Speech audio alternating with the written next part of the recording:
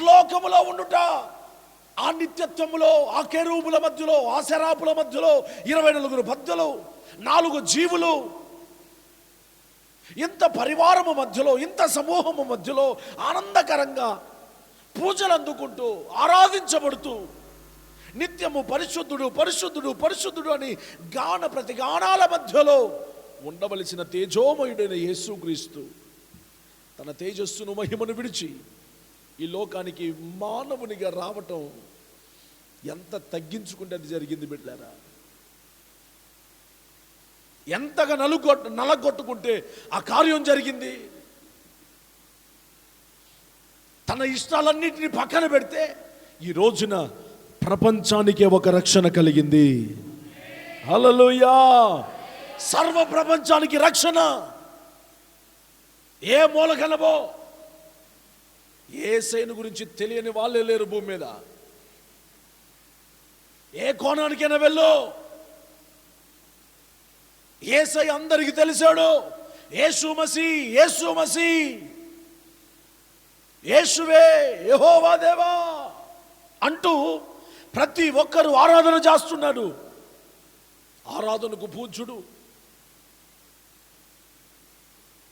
ఒక మాట వినండి, ఈ గుడ్ ఫ్రైడే రోజున తన ప్రేమను మన ఎడల ప్రపోజ్ చేసిన రోజు ఈ రోజు. తన ప్రేమను ప్రపోజ్ చేశాడు. ఎవరికైనా బహుమానం ఇవ్వాలి అని అనుకుంటే ఏమిస్తాం విజయ్ చెప్పు? మామూలు సాధారణంగా ఎవరితో పుట్టినరోజుకు పోయాం, లేకపోతే ఏదైనా పెళ్ళికి పోయాం, లేకపోతే ఇంకేదైనా ఫంక్షన్కి పోయాం, ఎవరికైనా ఏదైనా ఇవ్వాలనుకుంటే ఏమిస్తాం? ఏ బహుమానం? ఇంకా చెప్పాలి అంటే ఏదైనా వస్తువో, పెళ్ళికి పోతున్నారు అనుకో ఒక బిందో, లేకపోతే ఒక ప్లేటో గుర్తుగా ఇచ్చొస్తాం. కానీ ఈ దినము ఏ దినమో తెలుసా?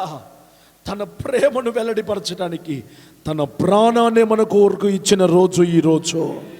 హల్లెలూయా! తన ప్రేమను వ్యక్తపరచడానికి తాజ్ మహల్ ఇచ్చేశాడు. ఎవర్రా తాజ్ మహల్ కట్టింది ఎవరు? ఏమో మాకు తెలియదు, మా ఊరోడు కాదంటరా. హల్లెలూయా! హల్లెలూయా! చెప్పండి హల్లెలూయా! ఎవరు మేస్త్రి? తెలియదా? తన ప్రేమను వెల్లడిపరచడానికి ఏం ప్రార్థనలు తిరుగుతున్నట? ప్రార్థనలు తిరగకూడదు. మంచి కూర్చో, స్తోత్రం చెప్పండి గట్టిగాను. హల్లెలూయా! షాజహాన్ తన ప్రేమను వెల్లడిపరచడానికి తాజ్మహల్ను తన ప్రియురాలికి బహుమానంగా ఇచ్చేశాడు. కానీ దేవుడు తన ప్రేమను వెల్లడిపరచడానికి తన ప్రాణాన్ని ఇచ్చిన రోజు ఈ రోజు బిడ్డలారా. ఎంత విలువైన రోజు! ఈ రోజున ప్రతి తాగుబోతాడు, ప్రతి తిరుగుబోతాడు చర్చిలోకి పోయి ఒక 2 బొట్లైనా కన్నీరు గార్చి బయటకు వస్తాడు. కచ్చీఫులు తడుపుకునే రోజు అది కాదు తడవలసింది. అది తడితే ఏం కాదు, నీ బతుకు మారాలి. మంచోళ్ళు స్తోత్రం చెప్పాలి, హుషారుగా స్తోత్రాలు చెప్పాలి, సంతోషంగా స్తోత్రాలు చెప్పాలి. ఈరోజు చాలా సమాచారం మీకు ఇవ్వాలి. సమయానుకూలతను బట్టి నేను మీకు దేవుని వాక్యాన్ని ప్రకటన చేస్తూ ఉంటాను. ఆత్మ చెప్పు సంగతులు చెవిగల వారు ఆలకించుదురుగాక. హల్లెలూయా! దేవుడే మనతో మాట్లాడినట్లుగా స్తోత్రించదము.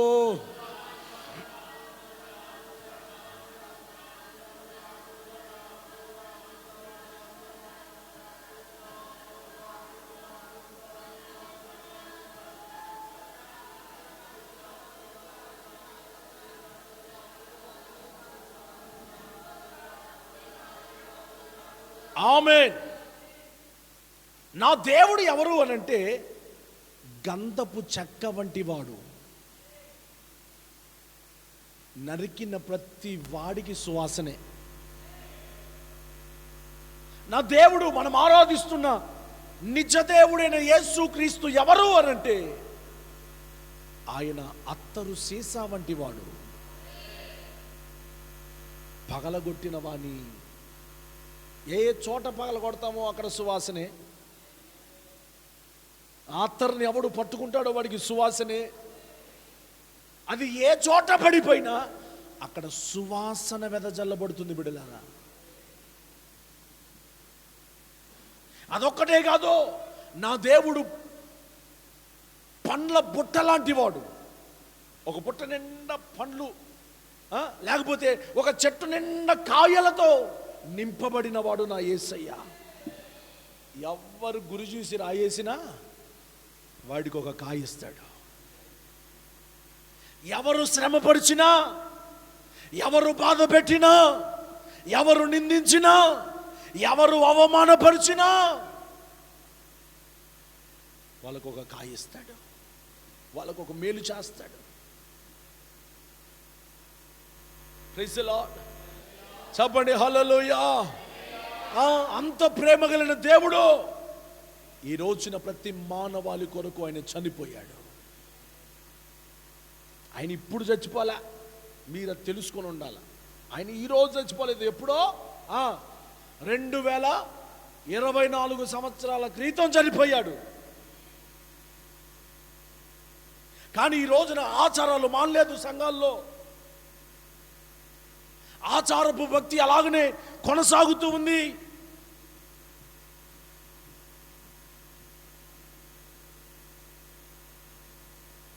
ఈ రోజున చాలా మందికి గుడ్ ఫ్రైడే అంటే ఆచారాలే. అపోస్తులైన పౌలు ఒక అద్భుతమైన మాట అన్నాడు, మీ మధ్యలో ఉన్న శిలువ వేయబడిన క్రీస్తు తప్ప మరెవ్వరూ నాకు తెలియదు అంటాడు. స్తోత్రం చెప్పండి గట్టిగా. చదవండి. మొదటి కొరింథీయులకు రాసిన పత్రిక 2వ అధ్యాయం 2వ వచనం. కొరింథీయులకు రాసిన మొదటి పత్రిక 2వ అధ్యాయం 2వ వచనం.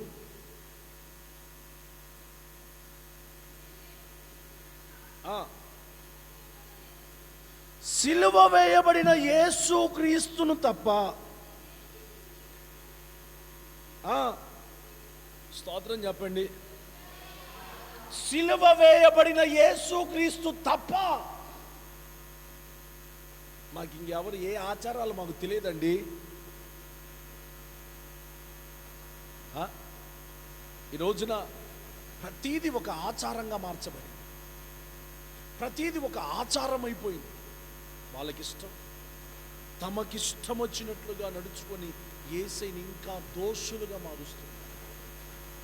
సేవకులు, చాలా మంది సేవకులు తమకిష్టం వచ్చినట్లు సేవ చేస్తున్నారు, దేవుని ఆలోచన ప్రకారంగా చేయట్లా. చాలా మంది విశ్వాసులు దేవుని ఆలోచన ప్రకారంగా సేవ లేదు. వాళ్ళకి ఇష్టం వస్తే, ఇష్టం వస్తే భక్తి, కష్టం వస్తే లేదు. నీకు ఇష్టం వచ్చినట్లు కాదు చేసేది భక్తి. భక్తి అంటే త్యాగం. భక్తి అంటే వైరాగ్యం. భక్తి అంటే ప్రభు కోసం. భక్తి అంటే దేవుడిలో శ్రమ పడటం. అది భక్తి అంటే. భక్తికి నిర్వచనం అది. భక్తి అంటే బైబిల్ కాదు, భక్తి అంటే తిండి కాదు, భక్తి అంటే నిద్ర కాదు. తన ప్రియులు నిద్రించుచుండగా, కొంతమంది కొన్ని మాటలు దొరుకుతూ ఉంటాయి. ఎట్లాంటి మాటలు? తన ప్రియులు నిద్రించుచుండగా యెహోవా వారికి ఇచ్చుచున్నాడు, నేను దేవునికి ప్రేమగా ఉంటే దేవుడు నాకు చెయ్యి ఆరకుండా మంచిగా శుభ్రంగా తిని పెడతాడు అని. ఇక ఆ పాయింట్ మీదనే బేస్ చేసుకొని 24 గంటలుగా నిద్రపోతుల్లాగానే ఉండిపోయి దేవుని కొరకు ఒక దూరస్తులైపోతాడు. దేవునికి మహిమ కలుగును గాక. యోబు గ్రంథంలో ఒక మంచి మాట అన్నాడు, చదవండి మాటలు.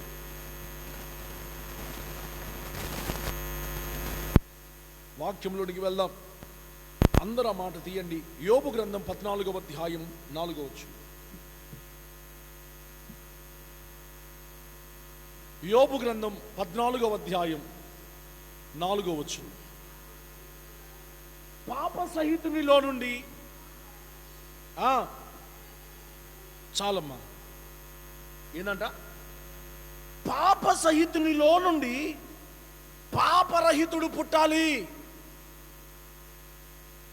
ఇది చాలా అద్భుతకరమైన లోతైన సత్యముతో కూడిన మాట. ఇది పాప సహితుడు అనగా పాపముతో నింపబడిన మానవుడు. ఇప్పుడు పాపముతో నింపబడిన మానవుడిలో నుంచి పాపరహితుడు బయటికి రావాలి. అంటే పాపము లేని జీవితములోనికి రావాలి. దేవుడు ఆ జీవితాన్ని ప్రభు మనకిచ్చాడు. ఒకప్పుడు మనం పాప సహితులం. ఆదామెవరు? పాప సహితుడే. స్తోత్రం చెప్పండి. ఆదికాండం 2వ అధ్యాయం 17వ వచనం.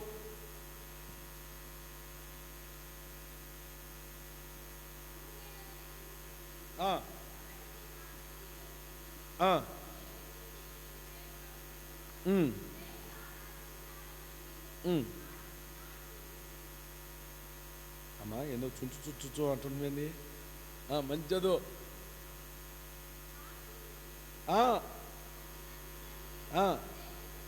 హల్లెలూయా. ప్రారంభములో ఆదాము మరియు అవ్వ ఏదేను వనములో శాశ్వతమైన భౌతిక జీవితం మరియు శాశ్వతమైన ఆధ్యాత్మిక జీవితాన్ని రెండింటినీ కలిగి ఉన్నారు. అమ్మా, ఆత్మీయ జీవితం ఉన్నది వాళ్ళు, భౌతిక జీవితం కూడా. మీరు మాట్లాడరా? చెప్పండి, ఏమేమి జీవితాలు ఉన్నాయి? కొంచెం గట్టిగా చెప్పండి. ఆత్మీయ జీవితం ఉంది, భౌతిక జీవితం. ఈ రెండు జీవితాలు వారు కలిగి ఉన్నారు. అయితే వీరు మంచి చెడులను తెలివినిచ్చు జ్ఞాన వృక్షము దగ్గరికి వెళ్ళి వారు అజ్ఞానులుగా మార్చబడ్డారు. వారి తెలివి పోయింది, వారి జ్ఞానం పోయింది, వారి స్వరూపం పోయింది, వారి వైభవం పోయింది, వారి అభిషేకం పోయింది, వారి మహిమను పోగొట్టుకున్నారు. ఈ రోజున మానవుడు దేవుని చేత పాపరహితునిగా చేస్తే మరలా మానవుడు పాపసహితునిగా మిగిలిపోతూ ఉన్నాడు.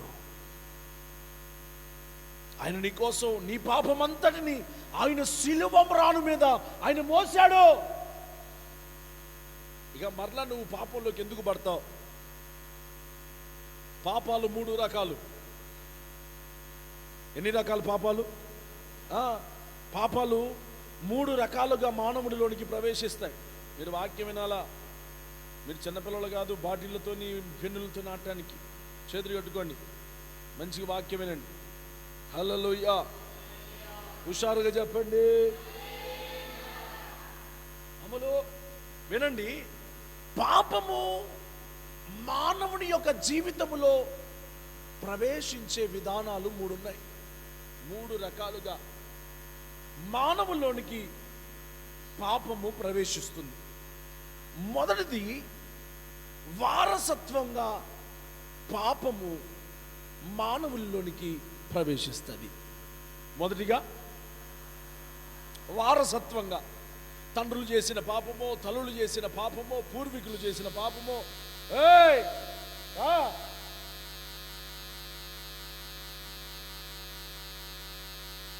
పూర్వీకులు చేసిన పాపము వారసత్వంగా పాపం మనిషిలోనికి ప్రవేశిస్తుంది.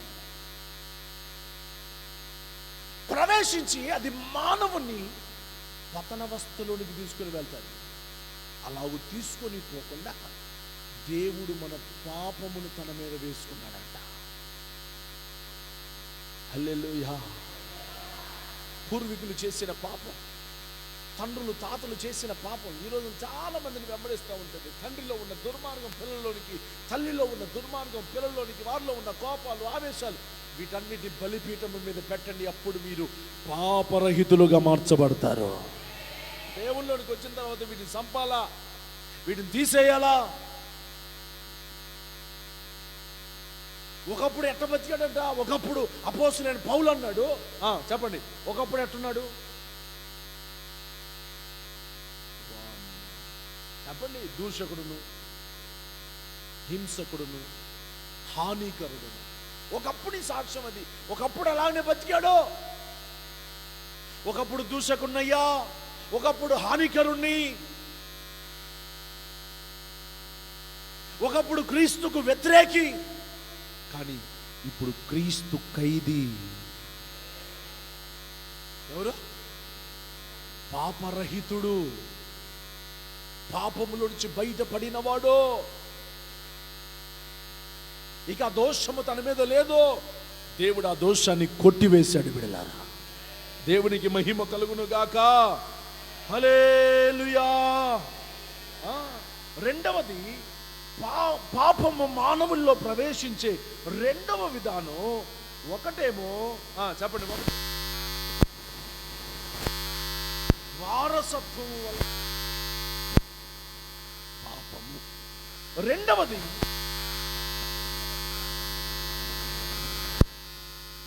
ఏంటిది? క్రియలు. చాలా మంది వారు చేసుకున్నదే వాళ్ళ నెత్తి మీదకి వచ్చింది. మీకు అర్థమైందా? ఎవరు చేసుకుంది? నీ క్రియలు ఎలాగున్నాయో నీ ప్రతిఫలం కూడా అంతే ఉంటుంది. మంచి చేసిన ఎడల తలెత్తుకొనవా అన్నాడుగా బైబిల్లో. చెడు చేస్తే పాపము నీ వాకిట పొంచి ఉంటుందంట. ఏం పొంచి ఉంటుంది? పాపము నీ వాకిట పొంచుకొని ఉంటుంది.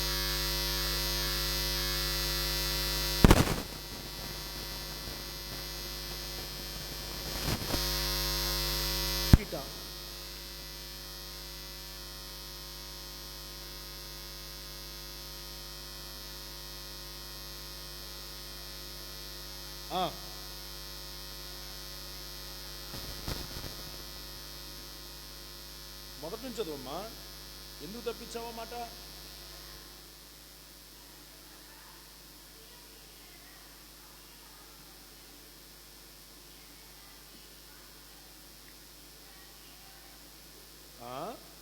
నువ్వేదో కొత్త బైబిల్ రాస్తున్నావు. నీ ఏలుతూ అని నువ్వు స్తోత్రం చెప్పండి. గట్టిగా గట్టిగా చెప్పండి అమ్మా. నీవు సత్క్రియ చేసిన ఎడల, మంచి క్రియలు చేసిన ఎడల నీ తలను నా దేవుడు పైకెత్తుతాడంట. దేవుడు మనం తలదించబడుతున్న పరిస్థితులు దేని ద్వారా తలదించబడుతుంది? మన క్రియల వలన. అనండి అందరూ, కొంచెం గట్టిగా చెప్పండి. మన క్రియల మన తలదించబడుతుంది. మన పాపపు ఆలోచనలు, పాపపు క్రియలు, పాపపు తలంపుల ద్వారా మన తలదించబడుతుంది. అదే నీ వాకిట పాపము పొంచి ఉన్నదని దాన్ని పంపివేస్తే, దానిని నువ్వు నీ పాపాన్ని తీసివేయగలిగితే నువ్వు నిత్యము ఏలుబడి చెయ్యువానివిగా మార్చబడతావు. హల్లెలూయా, హల్లెలూయా. 128వ కీర్తనలో ఏమన్నాడు? నీ యవనస్తులు వాకిటిలో పొంచి ఉన్న దురాత్మ శక్తులతో వారు పోరాడతారు అన్నారు. చదవండి అన్నమాట.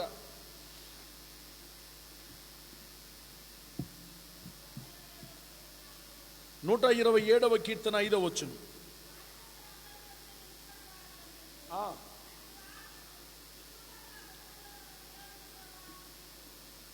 గుమ్మములో ఎవరున్నారట?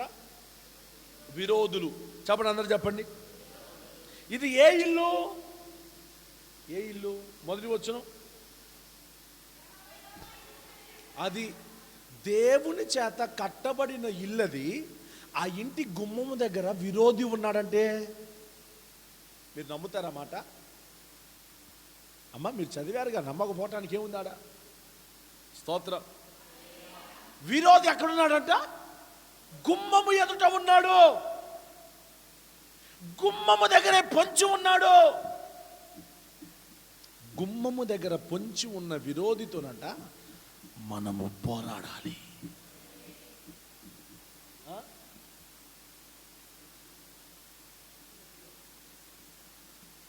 ఎట్లా పోరాడగలవు?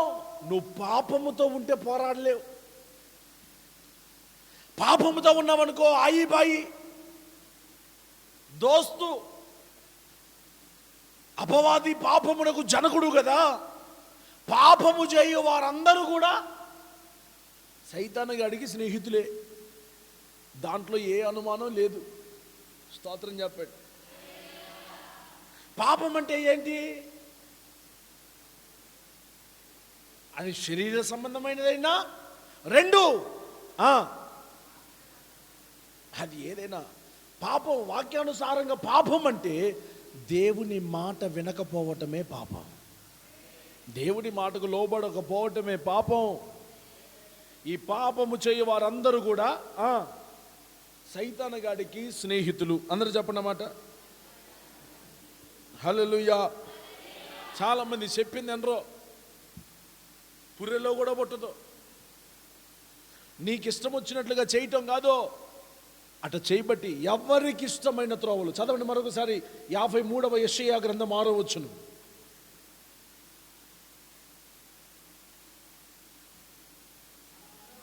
మనమందరము గొర్రెల వలె త్రోవ తప్పిపోతుమి, మనలో ప్రతివాడు ఏందంట, తనకి నా ఇష్టం. ఇది ఎక్కువైపోయింది కుటుంబాల్లో, ఇంకా పనులలో, అన్నిట్లో నా ఇష్టం. యవనస్తులు తరచు అనే మాట, పిల్లలు, పెద్దలు, పెళ్లి చేసుకున్న భార్య, పెళ్లి చేసుకున్న భర్త, కుటుంబం, చాలామంది నా ఇష్టం, అంత నా ఇష్టం.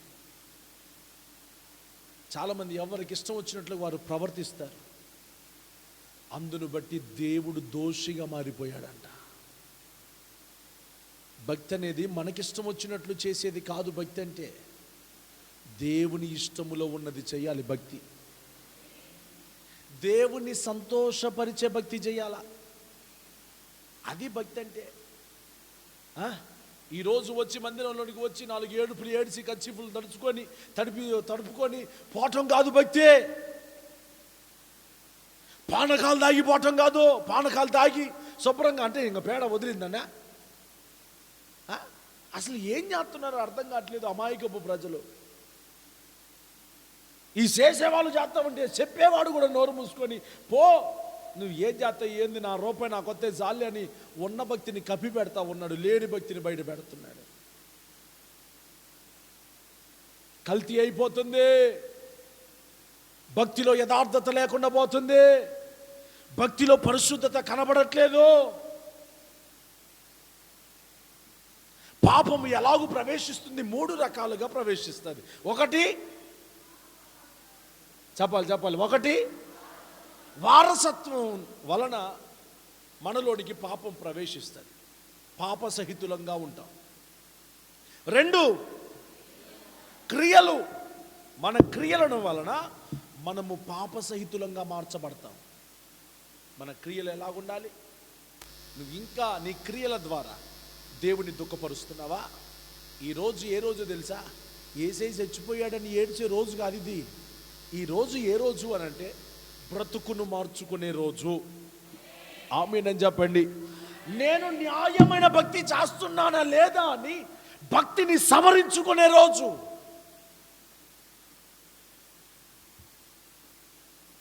భక్తిలో మార్పులు తెచ్చుకునే రోజు. నేను ఎలాగున్నా, నా జీవితం ఎలాగుంది, నేను సంతోషకరంగా ఉన్నానా లేదా అని చూసుకొని భక్తి జీవితంలో కడవరకు, కంఠములో ప్రాణమున్నంత వరకు యేసయ్యను సంతోషపరిచే రోజు ఈ రోజు.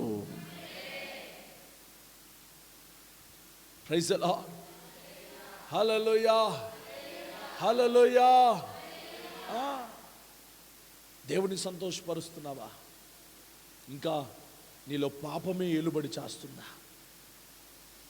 మరొకసారి చదవండి, మరొకసారి ఆదికాండం 4:7. నీవు సత్క్రియ చేసిన ఎడల, నీవు సత్క్రియ చేసిన ఎడల తలెత్తు కొనగలుగుతావు కదా. నీవు సత్క్రియ చేయని ఎడల వాకిట పాపము పొంచి ఉంటుంది. నువ్వు మంచి క్రియలు చేయకపోతే పాపము నీ వాకిట పొంచి ఉంటుంది. నీ ఎడల దానికి వాంఛ. పాపం చేసే వాళ్ళందరినీ అదేం చేస్తుంది? అబ్బా నువ్వు నా ఫ్రెండ్ వేలే అంటది. ఏమంటది? ముందు గడి చెప్పు. నీకో మాట చెప్పమంటావా, నువ్వు నా ఫ్రెండ్వే, నువ్వెంత భక్తి చేసినా చెప్పండి, నా ఫ్రెండ్వే. ఎవరన్నా ఉన్నారా సైతాన్ గాడి ఫ్రెండ్లు? చెప్పండి. సైతాన్ గాడికి స్నేహితులు మీలో ఎవరైనా ఉన్నారా? లేరనో, ఉన్నరనో, చచ్చిపోయామనో ఏదో ఒకటి చెప్పండి.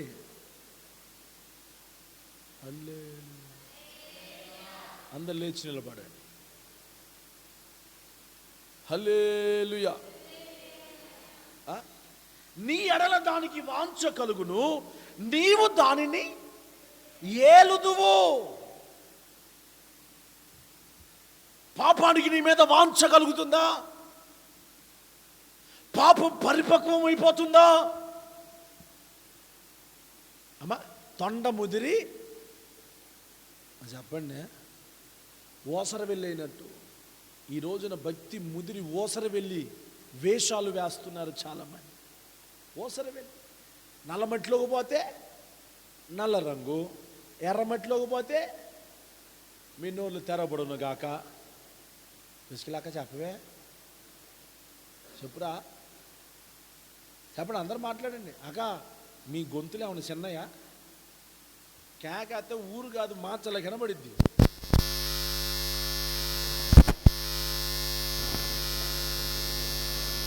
దేవుని దగ్గర ఎక్కడేమో సైలెంట్ ఉంటారో బయటికి పోయి వైలెంట్ చేస్తామంటే, ఏడేమో అసలు నోట్లో నాలుగు లేదు, అసలు హైమావతకి నాలుగు ఉందా లేదా? మరి ఏడేమో నాలుగు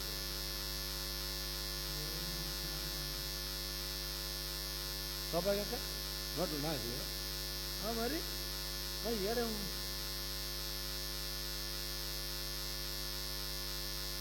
మళ్ళీ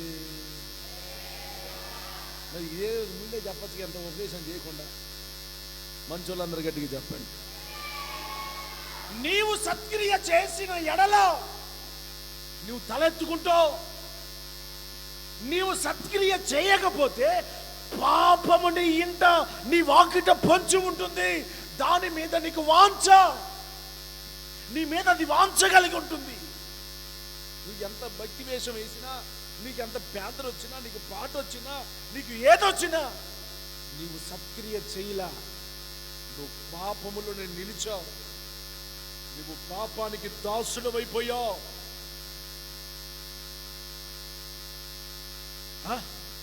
మంచి చేయటం తెలిసి కూడా చెడు చేయటం, అది ఎంత గాయం అది. హలో, మంచి తెలిసి కూడా ఇదేమరంటాలను, వీళ్ళే విశ్వాసులు, నా ప్రాణానికి ఆడ దొరికారు. హల్లెలూయా. బరిగొడ్డైనా ఉడికింది దెబ్బ కొడితే, ఈ గేదెలు ఏం గేదెలో.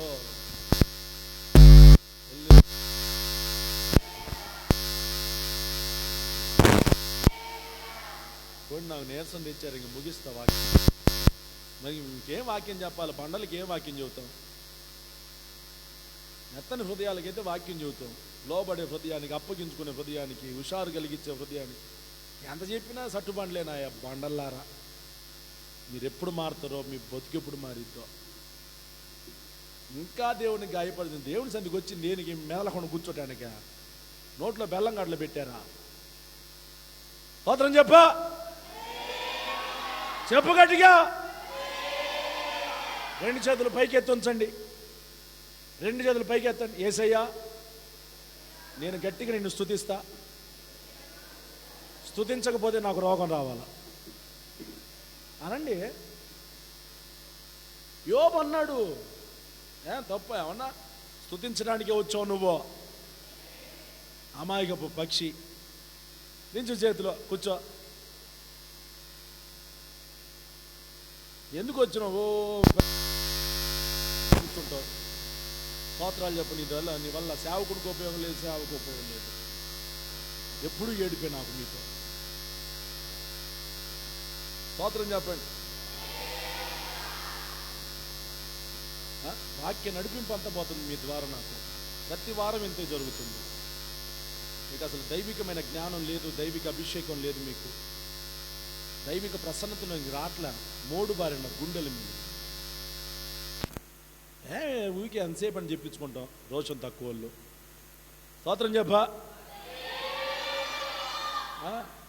సృజించడానికి సిగ్గుపడతావు, దేవుని మహింపరచడానికి నువ్వు సిగ్గుపడేది. నోరు తెరిచేదేమో కేకలు వేయటానికి, గొడవలు పట్టడానికి నోరా. దేవుని సన్నిధిలో మేలకొండ కూర్చుంటావా? పిశాచ ఆత్మ నిన్ను ఎన్ని తిట్టినా తక్కువే. రెంటాల సంఘాన్ని భక్తిలో బాగా ముదిరి ఓసర వెల్లుళ్ళు మీరందరూ. స్తోత్రం చెప్ప.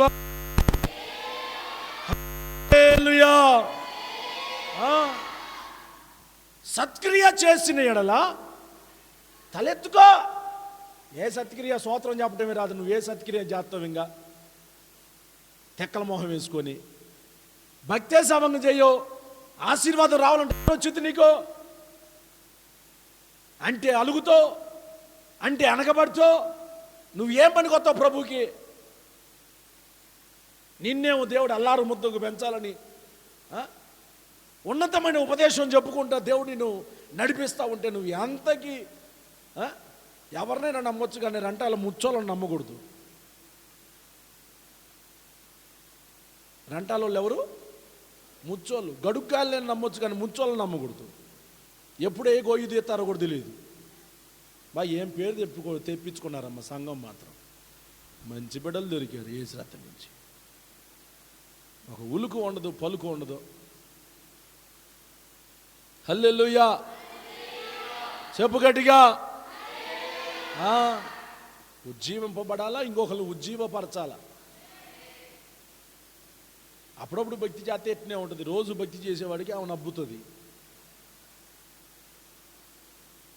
నీవు సత్క్రియ చేసిన ఎడలా, నీవు మంచి కార్యము చేస్తే, మంచి భక్తి చేస్తే నువ్వు తలెత్తుకొని బతుకుతున్నాను. ఎందుకు బతుకో? యోబు తలెత్తుకొని బతకలేదా? బతికాడా? బతికాడు. తలెత్తుకొని బతికాడు. శోధనలైన అవమానాలు ఎవరు కృంగిపోతారు? భక్తి సమంగా చేయనోడే కృంగిపోతాడు. భక్తి ఎట్లా చేయాలా? నింద లేకుండా చేయి. ఎట్లా చేయాలా? నేను చేయకపోతే ఏసేకి ఏమైనా జ్వరం వచ్చిద్దేమో. నువ్వు చేయకపోతే ఏసేకి ఏం జ్వరం రాదు. నువ్వు చేసే భక్తి నీకు న్యాయంగా అనిపించాలా, యథార్థంగా అనిపించాలా. అప్పుడు వాడు దేవుని గుడారములో కనబడతాడట. చదవన్న మాట, కీర్తనల గ్రంథం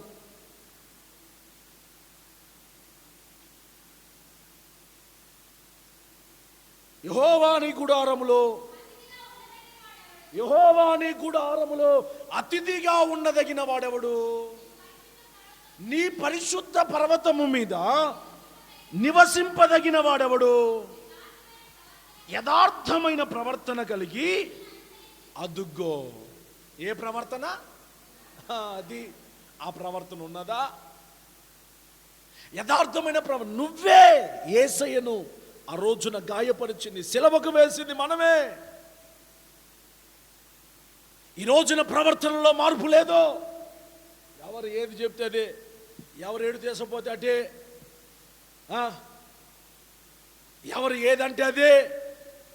నీకు ఒక దైవజనుడు లేదు, దైవజనుడు యొక్క భయం లేదు, వాక్యం లేదు, నిబంధన లేదు, ఉపదేశము లేదు, ఏమీ లేదు.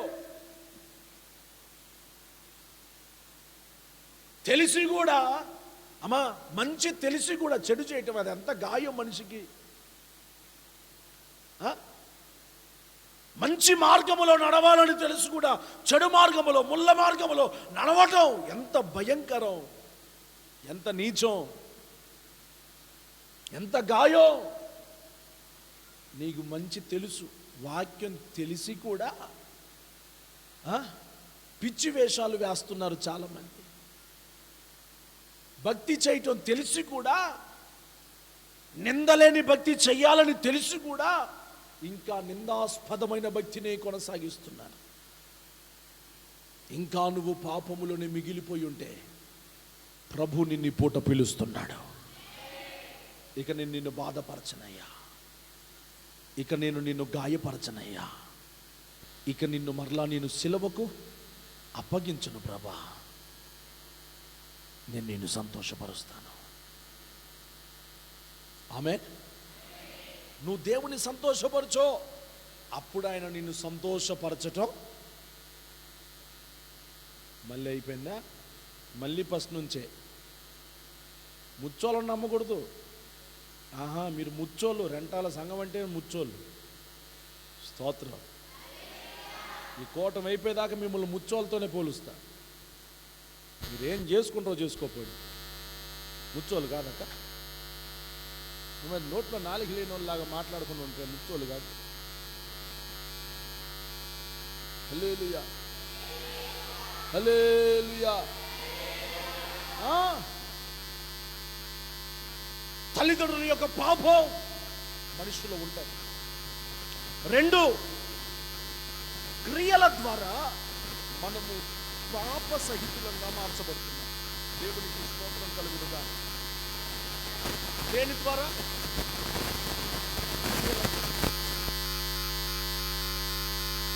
ఆపాదించుట ద్వారా పాప సహితులంగా మార్చబడుతున్నాం. చదవండి ఒక మాట. దేవుడట పాపము ఆయనకు ఆపాదించబడింది. ఆయన పాపి, ఆయన దోషి అని అందరూ ఆయన మీద కొంచెం చెప్పండి, ఆయన మీద నేరము మోపారు. కానీ దేవుడు ఏమన్నాడు? నాలో పాపం ఉన్నదని మీలో ఎవడైనా చెప్పగలడా అన్నాడు. స్తోత్రం. తట్టుకోలేక జనాలు అర్థం కాక అన్న మాట ఏంటో తెలుసా? నువ్వు పాపివే అని సిలువ వేయబడుతున్నా వారు ఏ మాట మాట్లాడేది, ఏమని మాట్లాడేది తెలుసా? ఇదిగో యేసును సిలువ వేయండి, బరబ్బాను బందిపోటు దొంగను విడుదల చేయండి అంటూ మాట్లాడు. ఎవరిని విడుదల చేయాలా? ఎవరిని విడుదల చేయాలా? బరబ్బాను విడుదల చేయాలి. యేసును ఖైదు చేయండి, యేసును సిలువ వేయండి. ఇది ఆపాదించబడిన పాపం. ఆయన మీద ఆపాదించబడింది. నేరము చేయని నీవు ఈ ఘోర పాపి కొరకు భారమైన సిలువా మోయలేక మోసావు. నేరము చేయని నీవు ఈ ఘోర పాపి కొరకు భారమైన సిలువా మోయలేక మోసావు. కొరడాలు చెల్లని చీల్చెనే నీ సుందర దేహమునే తడిపెను నీ తనువునే రుధిరంబుదారలే బలి అయిన యేసయ్యా వెలి అయిన యేసయ్యా నిలువెల్ల నలిగితివా నీవెంతో అల్లసితివా సిలువల్లో ఆ ఘోర కల్వరిలో తులువలా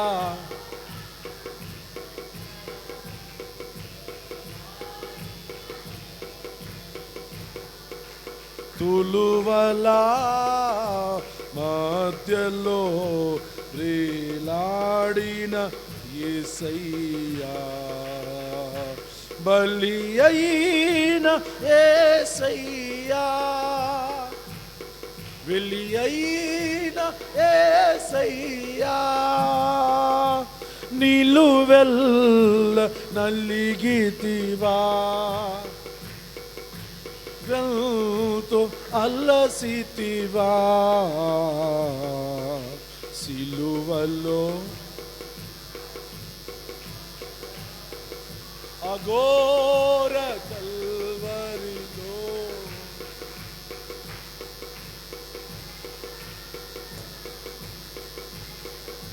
వ్రేలాడిన యేసయ్యా. హల్లెలూయా, హల్లెలూయా. అమ్మా, పాప సహితునిలో నుండి పాపరహితుడు పుట్టిన ఎడల ఎంత మేలు. చదవడం మరొకసారి చదవడం మూలవాక్యం యోబు గ్రంథం 14:4. పాప సహితునిలో నుండి హల్లెలూయా. పాప సహితునిలో నుంచి ఎవరు పుట్టాలి ఇప్పుడు? పాపరహితుడు, పాపము లేనివాడిగా నువ్వు మార్చబడాలి. పాపములో నుంచి పాపము లేని వ్యక్తివిగా నీవు పరిశుద్ధపరచబడాలి. నిన్ను పరిశుద్ధపరచడానికి దేవుడు కల్వారి శిలువలో తన రక్తాన్ని పారపోసాడు. నిన్ను పరిశుద్ధపరచడానికి, నిన్ను కడగటానికి, నిన్ను నూతనపరచడానికి, నూతన స్వభావాలు కలగచేయడానికి.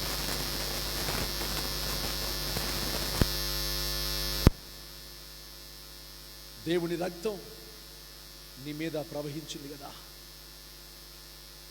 క్రీస్తు యేసు రక్త ప్రోక్షణ క్రిందక మీరందరూ వచ్చారు కదా. ఆయన రక్తములో శక్తి ఉన్నది కదా. ఆయన రక్తం మీ పాపములను కడిగివేసిందా? మీ మలినం కడిగివేసిందా? మీ ఆలోచన, మీ నాలుక, మీ పెదాలు, మీ చూపు, మీ తలంపులు, మీ చేతి పనులు, మీ నడక, మీ పడకలు కడిగివేసిందా? ఇంకా పాపములో ఉంటే ఎన్ని ప్రమాదాలు ఉన్నాయో తెలుసా? పాప సహితుని వలన కలుగు ప్రమాదాలు కొన్ని చెప్తాను, సంపాదించుకోండి. దేవునికి మహిమ కలుగును గాక. మొదటి యోహాను పత్రిక 3వ అధ్యాయం 4వ వచనం.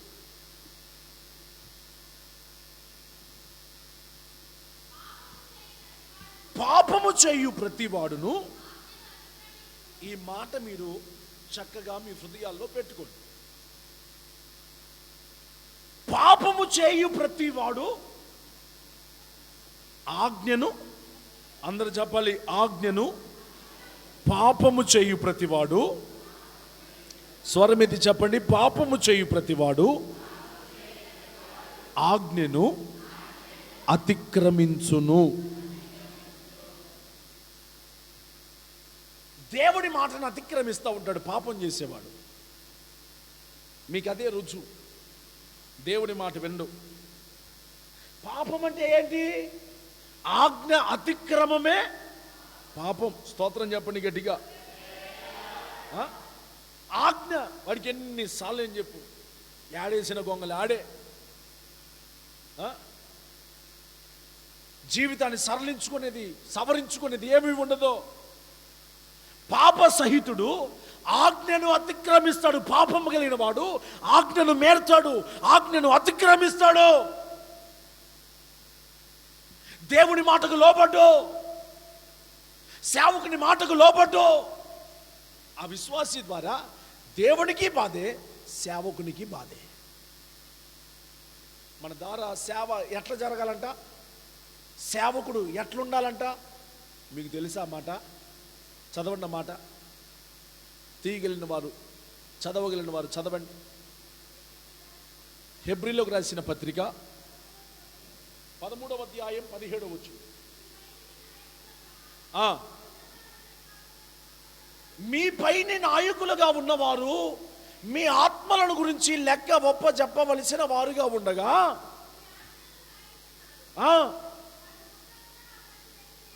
ఎట్లా మేము ఎట్లా పని చేయకూడదు అంటే మీరు ఏం చేయాలి మమ్మల్ని? హలో, మరి చేస్తున్నారు మీరు ఆ పని? చెప్పండమ్మా. నీకు భర్త విలువ తెలిస్తే భర్తను సంతోషపరుస్తావు, భార్య విలువ తెలిస్తే, తల్లిదండ్రుల విలువ తెలిస్తే, తెలియనోడు ఏం చేస్తాడు? హలో, బాధ పెడతారు అంతే. దాని పెద్ద వేదాంతం ఏం లేదమ్మా. మీరేమి ఇట్లా కూర్చొని మంచిగా ఋషుల్లాగా హిమాలయ పర్వతంలో ఇట పెట్టి ఎట్లా చేయవలను అని ఆలోచించాల్సిన పనే లేదు. స్తోత్రం. తెక్కలో ఏం చేస్తారు, మంచోళ్ళు ఏం చేస్తారు, పిచ్చోడు ఏం చేస్తాడు, మంచోడు ఏం చేస్తాడు, అది నీకు తెలిస్తే చాలు. నువ్వు అప్పుడు మంచి భక్తి చేస్తావు. నువ్వు మంచి మంచి భక్తి చేసేదానివా, చెడ్డ భక్తి చేసేదానివా? చెప్పు. నాకు ఇష్టమైన భక్తి చేస్తా, అదే నా స్పెషాలిటీ అను. నాకు ఇష్టం వచ్చిన భక్తి. అందుకనే కదా ఆయన దోషిగా నిలబడ్డాడంట. ఈ మాట అలానే ఉంచండి. ఒక్కసారి అక్కడికి రండి. యెషయా గ్రంథం 53వ అధ్యాయం 6వ వచనం. యెషయా గ్రంథం 53వ అధ్యాయం 6వ వచనం. మనమందరము గొర్రెల వలె త్రోవ త్రప్పిపోతుమి, ప్రతి వాడును అదుగో తనకిష్టమైన త్రోవ. ఏ త్రోవ? ఎవరికి ఇష్టం వచ్చినట్లు వాళ్ళు, ఎవరికి ఇష్టం వచ్చినప్పుడు వాళ్ళు. నియమం లేదు భక్తిలో, యథార్థత లేదు భక్తిలో, త్యాగము లేదు భక్తిలో, సంపూర్ణత లేదు భక్తిలో. ఎవరికి ఇష్టం వచ్చినట్లు వాళ్ళు. నీకు ఇష్టం వచ్చినట్లు చేసేది కాదు భక్తి అంటే. ఆమేనని చెప్పండి. నీకు ఒక గురువు ఉన్నాడు.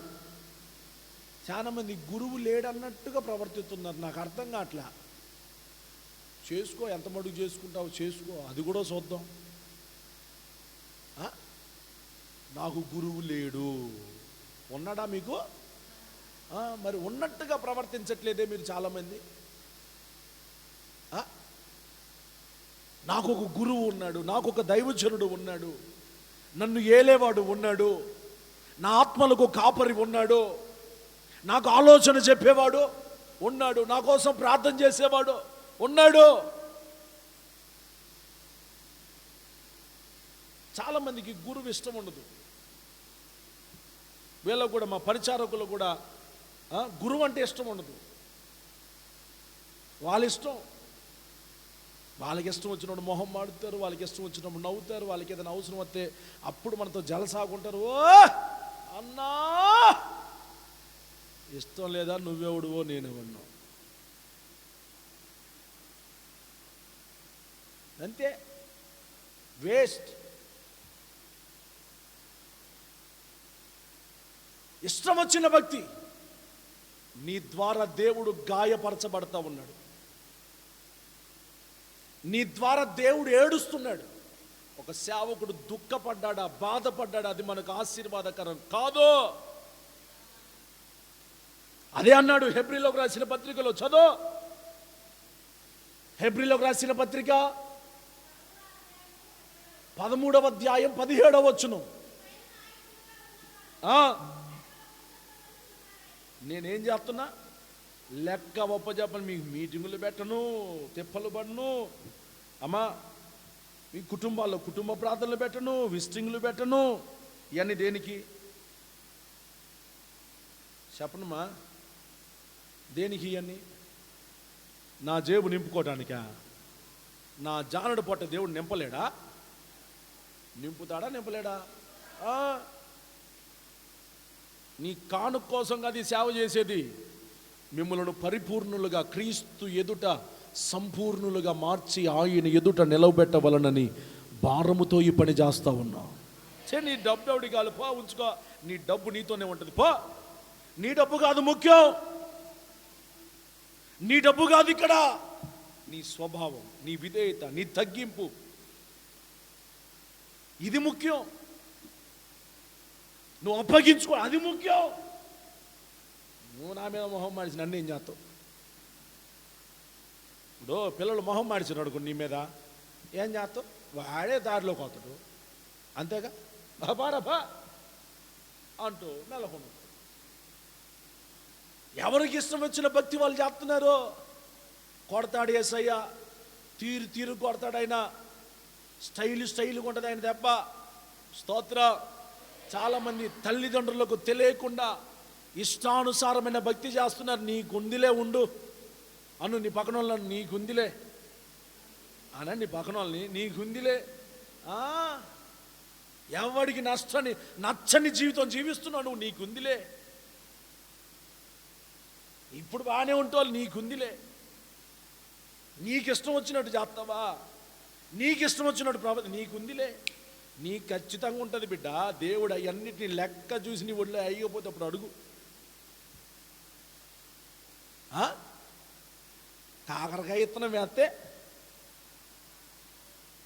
చెప్పండి, కాకరకాయ యాపిల్స్ కాయలు రాదు. అర్థమైందా?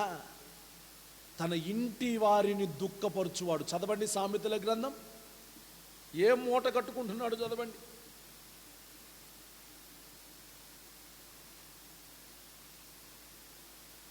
ఇంటి వారిని బాధపరచువాడు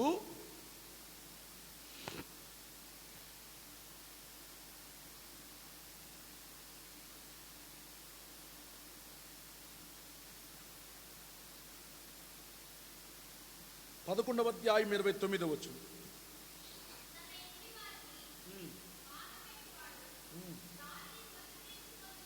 ఏనంట? తన ఇంటి వారిని బాధపరచువారు గాలిని మూట కడుతున్నారంట. ఏదో ఒకసారి మీ చేతులు చూపించండి. ఇప్పుడు ఏం చేస్తారంటే గాలిని ఒకసారి అట్ట పట్టండి. ఉందా? దొరికిందా? అందిందా? గట్టిగా టనండి, దొరికిద్దేమో. నువ్వు అది సంపాదిస్తున్నావు. తల్లిదండ్రులను ఎవరు బాధపరిచిన గాలిని మూట కట్టుకుంటున్నావు. దేవుడికి మంచి కుటుంబం ఇచ్చిన తర్వాత మంచిని కూడా చెడుగా చేస్తున్నారు. మంచిని కూడా చెడు. నీతి లేదు, న్యాయం లేదు, యథార్థత లేదు, భక్తి లేదు, పరిశుద్ధత లేదు. ఓ నువ్వు పెద్ద బైబిల్ పట్టుకుంటేనేమి, పొడుగు ప్రార్థనలు చేస్తేనేమి, ఓ మైకు పట్టుకుని అని పాడబడితేనేమి బతికే సవంగా లేకపోయా. ఎందుకు నువ్వు పాడబడేది? దేవుడి నామానికి అవమానం కాదు నువ్వు పాడటం. దేవుడు నీ ద్వారా, ఇది గుడ్ ఫ్రైడే అర్థం. అయ్యా నా బతుకును బట్టి ఇంకా నువ్వు గాయపరచబడుతున్నావయ్యా, ఇంకా. అంతేగాని సెలవు మీద పలికిన 7 మాటలు చెప్పి ముగిస్తే నీకేం రాదు. మొదటి మాట చెప్పండి. సెలవులో పలికిన మొదటి మాట, తండ్రి వీరేమి చేయుచున్నారో. మీ పక్కన వాళ్ళు అనండి, నువ్వేం చేస్తున్నావు నీకు అర్థమవుతుందా? ఏం లేదు, అర్థం లేని జీవితం వ్యర్థం. అర్థమే లేదు. ఏం చేస్తున్నావు అర్థమే కావట్లేదు నీకు. నువ్వు అసలు ఏం చేస్తున్నావు? మళ్ళీ అడగండి, నువ్వు అసలు ఏం చేస్తున్నావు నీకు అర్థమవుతుందా? చాలామంది తల్లిదండ్రులు అంటారు, ఒరే ఇప్పుడు నీకు అర్థం కాదులేరా, నీకు ఇష్టం వచ్చి నన్ను నడుతున్నావుగా, నన్ను బాధపరుస్తున్నావుగా. నా వయసుకు నువ్వు వచ్చిన తర్వాత నీకు కూడా పిల్లలు జల్లలు అయిన తర్వాత ఒకడు కుయ్యరో మొయ్యరో అని ఏడుస్తూ ఉంటే, నిన్ను ఏడిపిస్తూ ఉంటే, అప్పుడు